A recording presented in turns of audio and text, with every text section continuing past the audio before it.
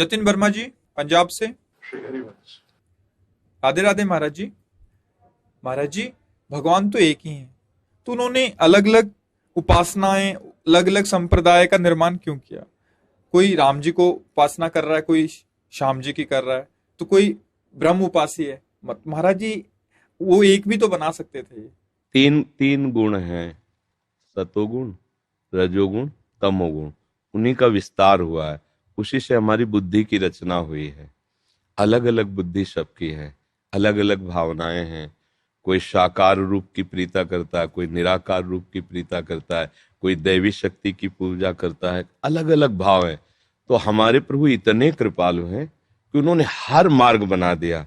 अब जैसे बिहारी जी का एक ही मार्ग जाने का होता तो सब पसंद नहीं करते। चारों तरफ से मार्ग है बिहारी जी का ही, चारों तरफ से। आप उधर से आइए तो उधर से आपको पुल से आना होगा, उधर से आए तो उधर से पुल से आना होगा। विद्यापीठ से भी जा सकते, परिक्रमा मार्ग, चारों तरफ से मार्ग बना दिए गए हैं बिहारी जी। उनके नाम रूप अलग अलग है। अब जिसकी मात्र शक्ति की उपासना की भावना, वो कैसे बिहारी जी को भजेगा? जैसे परमहंस जी ने मां भद्रकाली को भगवत स्वरूप मान के भजा, इसीलिए हमारे प्रभु ने काली रूप धारण कर लिया।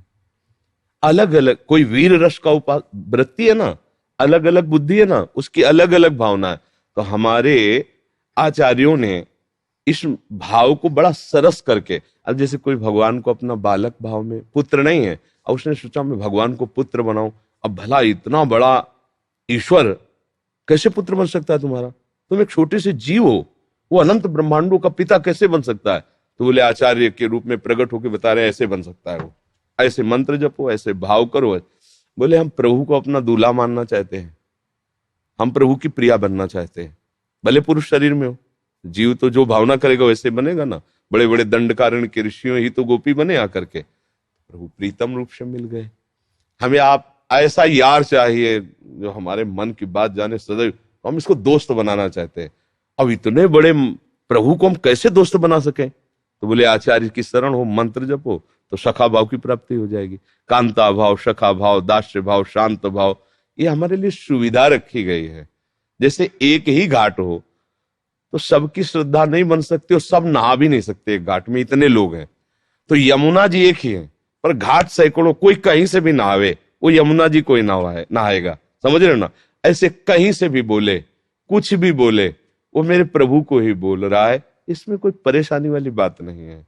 और आप कोई भी संप्रदाय, कोई भी देवता की आराधना बताएं जिसमें ऐसा लगे कि ये बात नहीं होनी चाहिए, वो मनमानी कर रहा हो तो बात अलग है। हम तुम्हें शास्त्र से बता देंगे कि बिल्कुल जैसे हम कर रहे हैं ऐसे वो कर रहे हैं।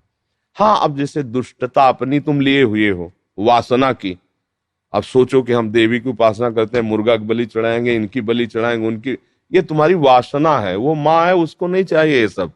तुम अपनी वासना के शराब ये सब माँ को, उसका तुम्हें दंड मिलेगा। ऐसा नहीं कि तुम जो काट रहे हो तुम्हें परम पद मिलेगा। बल्कि शास्त्र में कोई भी मार्ग ऐसा नहीं बताया गया है जिसमें किसी की भी परेशानी हो, किसी को भी असंतुष्टता हो। सबको चलना है। अब प्रियता है, अब किसी को रौद्र रूप प्रिय भगवान का, अब शांत रूप कैसे आराधन कर सके? उसको प्रिय है वही, तो आ जाओ। भयंकर रूप है रुद्र के, 11 रुद्र रूप है, भैरव रूप उनका है, भद्रकाली प्रचंड रूप है उनका। किसी को सौम्य रूप से प्यार है, तो आ जाओ ना, देखो राम रूप कितना सौम्य रूप, गंभीरता की मूर्ति, शांत एकदम। किसी को थोड़ा प्रेमी रूप चाहिए, आइए श्री कृष्ण की तरफ, आनंद मगन मन हर समय जो है रस बरसाते। तो ऐसे ही हमारे वही प्रभु विविध रूपों में अवतरित होकर के विविध भावनाओं वालों को सुख प्रदान कर रहे हैं। इसमें तो हमारे लिए सुविधा हो गई, असुविधा तो है ही नहीं ना। अब ये जो एक उपासना को बड़ा मानकर छोटे दूसरे को मानकर लड़ते झगड़ते हैं, ये बातें उपासना में, किसी भी उपासना में नहीं, किसी आचार्य ने नहीं कहा, किसी ने नहीं कहा। ये सब हमारी तुम्हारी अहंकार की वृत्तियां और कुछ नहीं है। ये शास्त्र में नहीं लिखा है। बस भाई इतना ही समझ लो, सारे झगड़े इसी से होते हैं, मूर्खता से, अहंकार से। नहीं, जब भक्ति आती है ना हृदय में, तो सब में जिस भावना से हम चलते हैं, अगर हम देवी की भावना से चलते हैं तो सब में मां नजर आती है, भगवान की भावना से सब में भगवान नजर आता है, राम की भावना से चलते सब में राम नजर आता है। कहीं हमें कोई ऐसा आज तक नहीं मिला जहां हमको ये लगता हो कि ये गलत है। जो अहंकारी है, अज्ञानी, वो गलत है, ये कहीं का भी हो, कहीं का भी नहीं। तो हर सिद्धांत शास्त्रों का भगवान की तरफ सहज सरल होके ले जाता है। आपको समझ में आया जी?